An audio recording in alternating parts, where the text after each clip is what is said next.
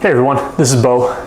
In this video, I'm going to be making some drawer organizers for silverware that you can't see in the screen right now. So give me a minute, let me pull you in. Here's the finished product, using a bunch of scrap lumber I had in the shop. And just for your information, you are looking inside my drawers right now. So stay tuned and watch how these come together. Alright, so I wanted to talk about the design of the silverware organizer. And the first thing you'll probably notice is that I'm going to use a lot of misshapen lumber that's not the same thickness nor straight. Kidding. This sketch here conveys the plan though, right? We have this organizer will not be glued together, so it's all going to be held together with the joinery. And so we have rabbets in the corners. We have this vertical piece having a rabbet on both sides. And then the individual, I'll say kind of compartments in between the larger framework is all going to be held together with tongue and grooves in the larger pieces.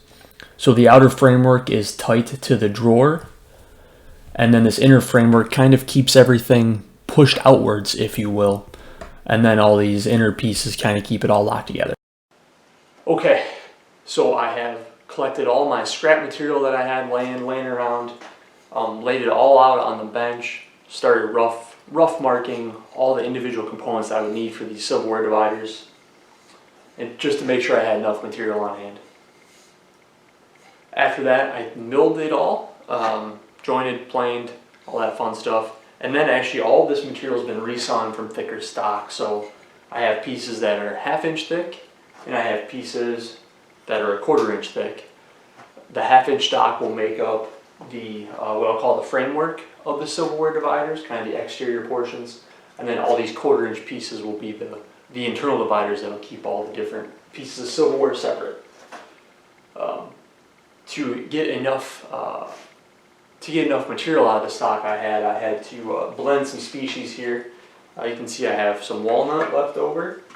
I also had some red oak, some birch, and then one piece of cherry. So gonna use it all, just help use up all these short pieces of scrap I had sitting over in the corner.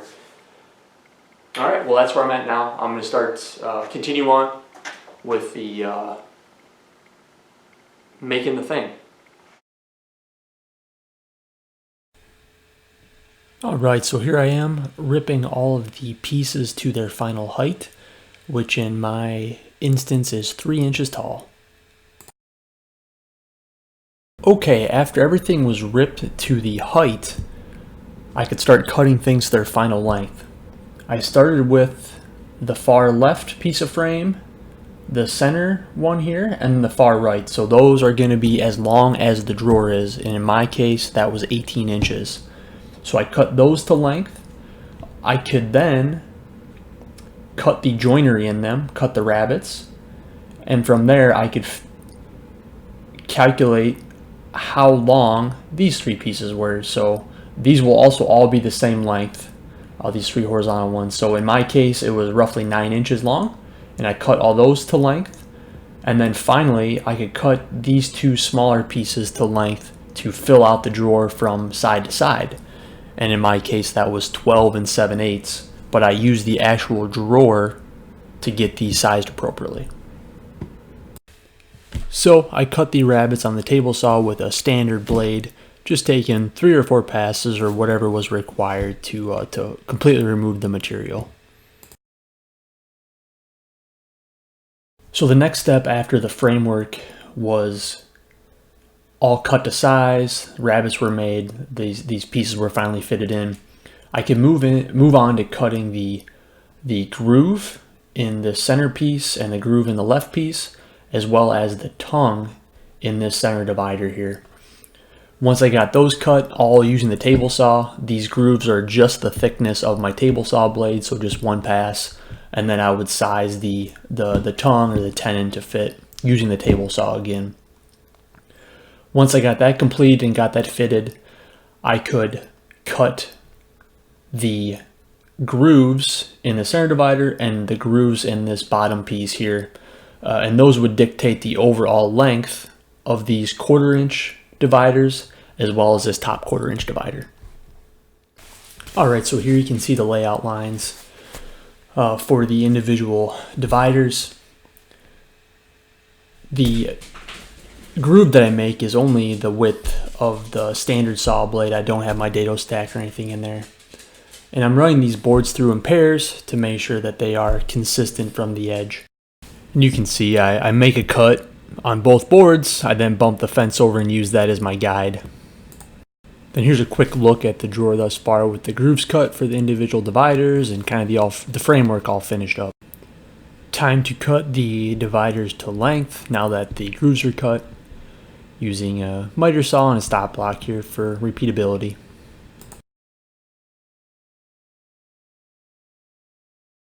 Okay, once I cut the dividers to length, I could focus on the joinery, which was cutting a tongue in each end, and that was achieved by using a table saw to remove a bulk of the waste and then a shoulder plane to sneak up on it.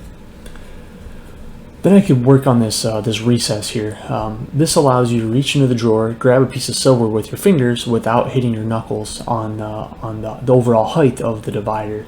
My drawer is about 3.5 inches tall, so the divider is around 3 inches, and that's still a little too tall to get your hand in there to pull out a piece of silverware. So to make that recess, I aligned and wrapped a bunch of masking tape around all the pieces that needed that recess cut. And then I'm taking over my bandsaw and I'm cutting a bunch of relief cuts in here because I have a 3/4 inch blade, so I can't make those tight turns. And as I was cutting this, all of a sudden a bearing blew up on me. So that's what just fell onto my workpiece there. It was actually the upper thrust bearing. It was still spinning freely, but it just kind of blew apart, so I replaced it and got back to work. Here I'm removing the bulk of the waste, and I make a bunch more cuts on the bandsaw to clean that up and get it close to the line. Due to the length of the piece, my fence kept getting in the way, so you can see I use my little mag stop to hold the fence up for me. Kind of clever. And now I take it over to the spindle sander and remove all the bandsaw marks and work to my line.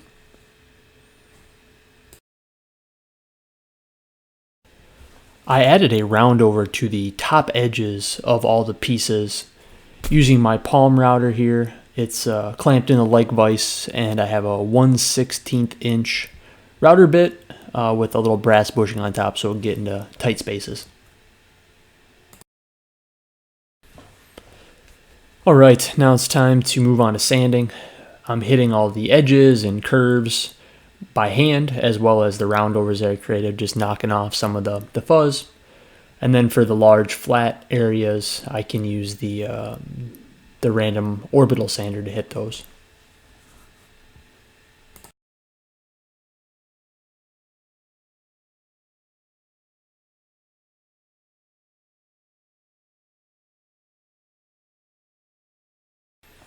Once the sanding was complete, I moved on to finishing, and I'm just using some water-based poly.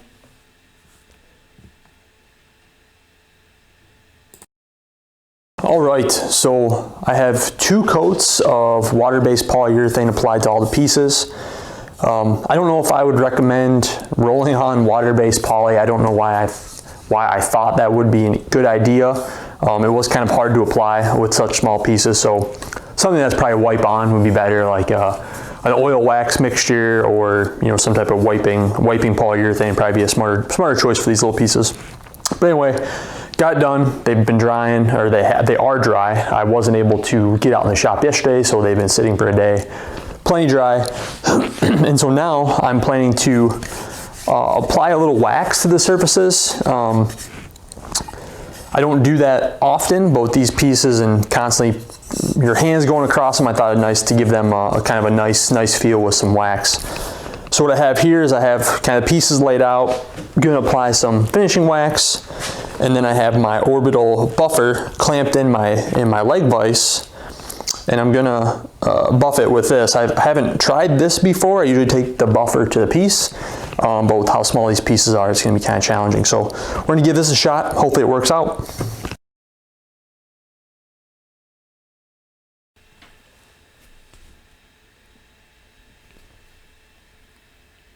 So I'm applying paste finishing wax to the surfaces of each piece and the edges as well. And then let that sit and harden up for about 15 minutes and take it to the buffer. And I'm doing all the flat edges and flat surfaces. And then for the curved surfaces, I grab a rag here and I buff that out by hand.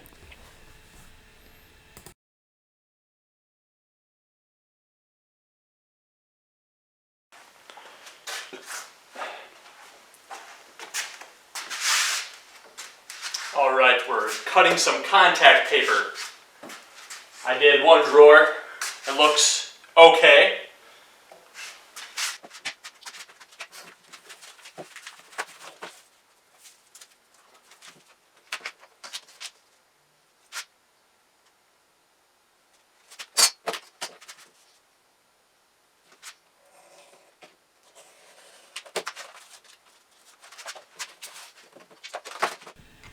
I start in one corner, pull the release paper off, and just get it aligned.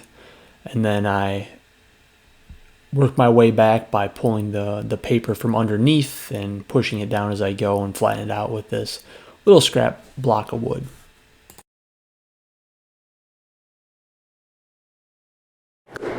So the contact paper's been applied. Not too bad, just got to kind of go slow and work out some of the bubbles, but it's not too bad.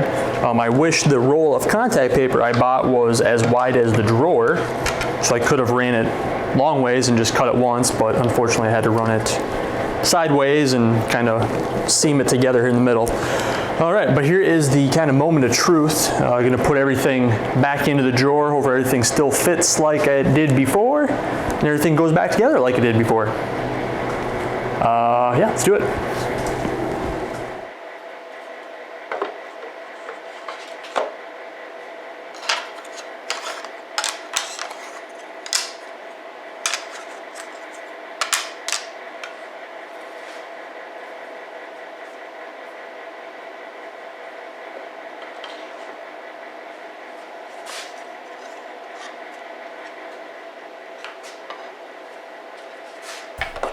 One thing I never mentioned is I did use a router to cut little channels in the back of that piece I just inserted to fit over the screw heads.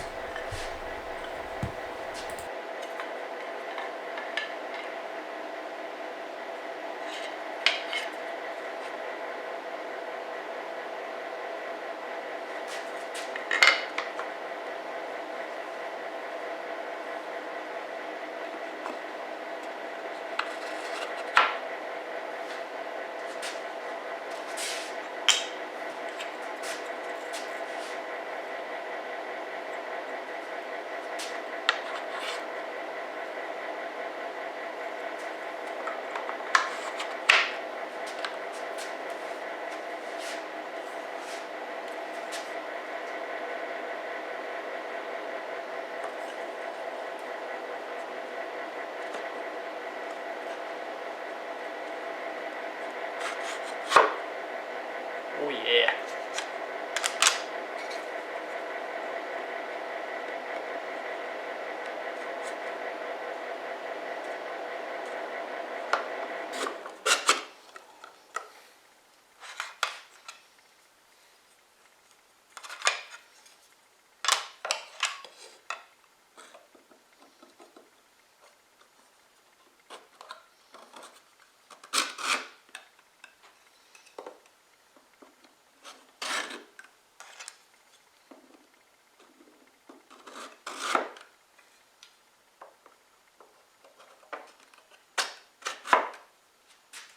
Gotta love that.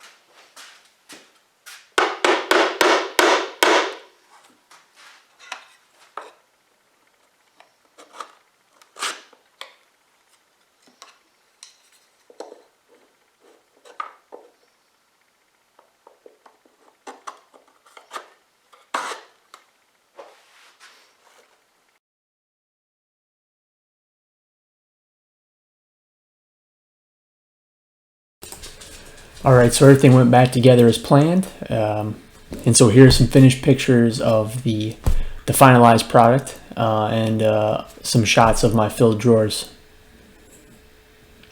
Shouldn't have said that out loud.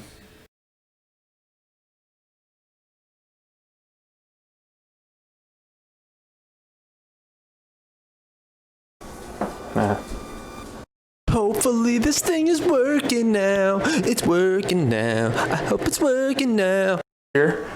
Nope, try it again. Of how these don't come together.